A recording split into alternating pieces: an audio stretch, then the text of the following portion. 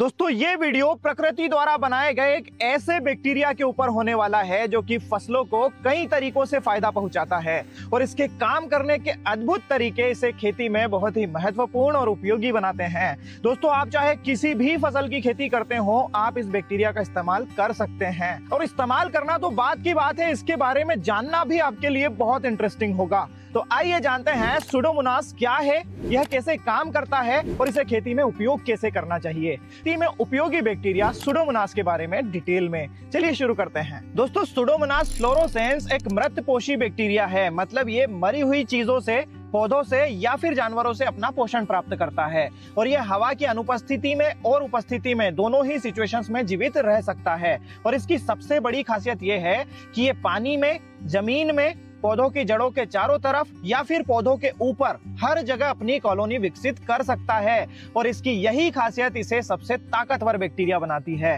तो आइए जानते हैं ये कैसे काम करता है, बीमारियों से कैसे लड़ता है और फसलों को फायदा कैसे पहुंचाता है। दोस्तों सुडोमोनास पौधों के आसपास कुछ ऐसे सेकेंडरी मेटाबोलाइट छोड़ता है जो कि एंटी फंगल, एंटी बैक्टीरियल और एंटी निमेटोड होते हैं और इस प्रकार से ये निमेटोड और कई प्रकार की फंगल और बैक्टीरियल डिजीज को कंट्रोल कर लेता है। दोस्तों सबसे इंटरेस्टिंग तो ये है कि जिन फील्ड्स पर सुडोमोनास प्रॉपर्ली ग्रो कर लेता है वहां पर पौधे इसके साथ संपर्क स्थापित करते हैं और पौधों पर जब भी कोई डिजीज आती है तो पौधे इसे मैसेज करते हैं और ये हाइड्रोजन साइनाइड छोड़ता है, जिसके कारण हानिकारक रोग कारक खत्म हो जाते हैं और इस प्रकार पौधों के ऊपर की बीमारियों को भी ये कंट्रोल करता है। सभी अच्छे और बुरे बैक्टीरिया पौधों की जड़ों के आसपास रहना पसंद करते हैं और सुडोमोनास पौधों की जड़ों के चारों तरफ अपनी कॉलोनी तेजी से विकसित करता है, जिसके कारण बुरे बैक्टीरिया को फैलने के लिए जगह ही नहीं रहती है और इस प्रकार से कई बैक्टीरियल डिजीज से ये पौधों को बचाता है। सुडोमोनास कुछ ऐसे चिलेटिंग एजेंट्स बनाता है जो कि मिट्टी के आयरन को ट्रैप कर लेते हैं और बुरे बैक्टीरिया अब इस आयरन का इस्तेमाल नहीं कर पाते हैं, जबकि ये चिलेट्स पौधों की रूट्स तक इस आयरन को पहुंचाते हैं और इसी प्रकार से